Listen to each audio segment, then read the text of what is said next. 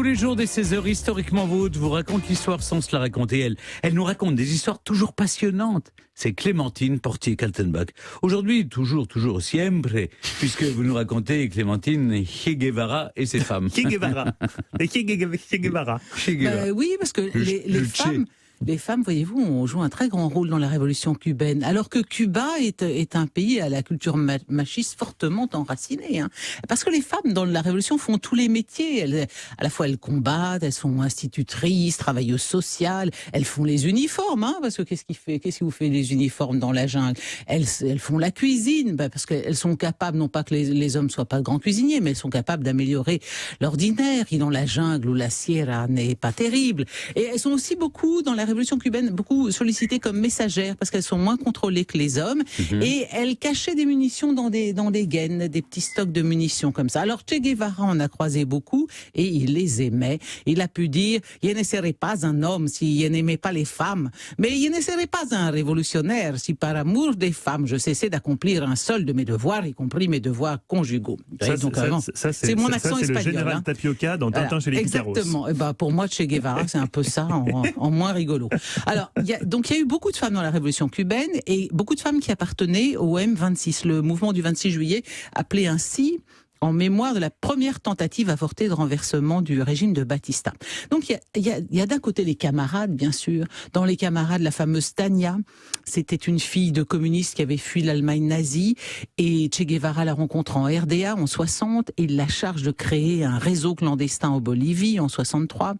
Il y a la révolutionnaire cubaine chez qui il rencontre Fidel Castro en juillet 55, donc encore une femme, pour progresser sur la culture des paysans de la Sierra. Eh bien, il y a la petite Zoila Rodriguez, une jeune paysanne de 18 ans, donc ils tombent très amoureux. Bon. Voilà, ça c'est les camarades et les expériences. Mais il y a les officiels. Et les officiels, quand même, 3 épouses et 6 enfants.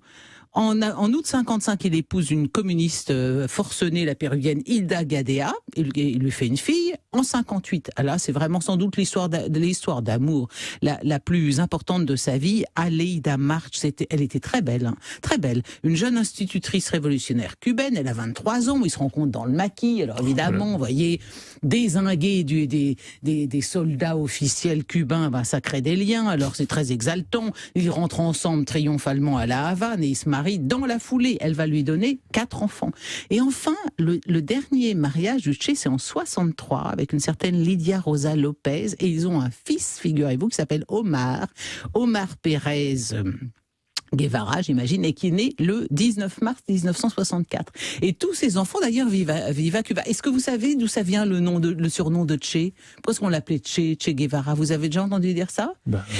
C'est à cause d'un tic de langage propre aux Argentins qui ponctue le début et la fin de chacune des phrases. Che. Alors on l'a surnommé comme ça, un peu pour se fiche de lui. Ah oui, vraiment.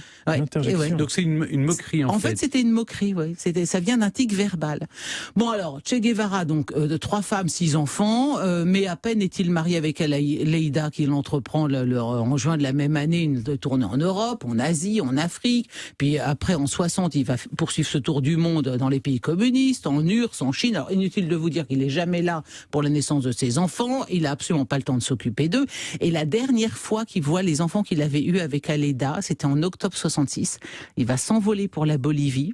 Et il voit ses enfants pour la dernière fois dans une maison sécurisée à la Havane. On l'a grimé, on l'a rendu chauve, on lui a donné de la bedaine, on l'a vieilli artificiellement. Et donc la dernière fois que ses enfants l'ont vu, ils ont vu un vieillard de 60 ans, un vieil homme inconnu qui ne connaissait absolument pas. Et Che Guevara meurt un an plus tard, le 9 octobre 67, assassiné à 39 ans au fond d'un ravin par des soldats boliviens.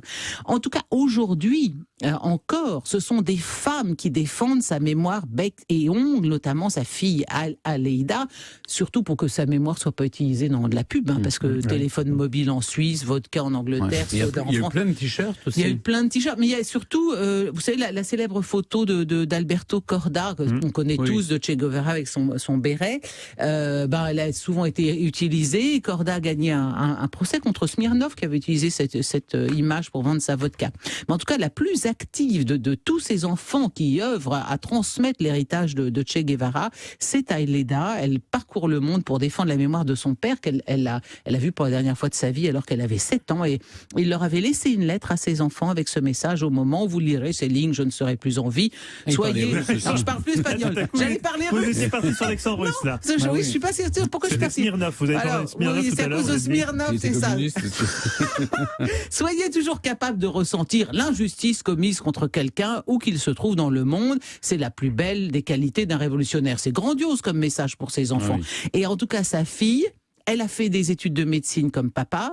Elle a la même passion pour la photographie et les livres de Goethe comme papa. Elle est médecin dans un hôpital de la Havane et elle s'est spécialisée dans les maladies respiratoires parce que Che Guevara, peut-être le saviez-vous, était un très grand asthmatique. Donc sa fille a complètement épousé les passions d'un père qu'elle n'a jamais connu, qui s'est sacrifié pour la révolution, parce que si le Che a eu beaucoup de femmes autour de lui, la seule vraie femme de sa vie, oui, en fait, c'était la révolution. La révolution.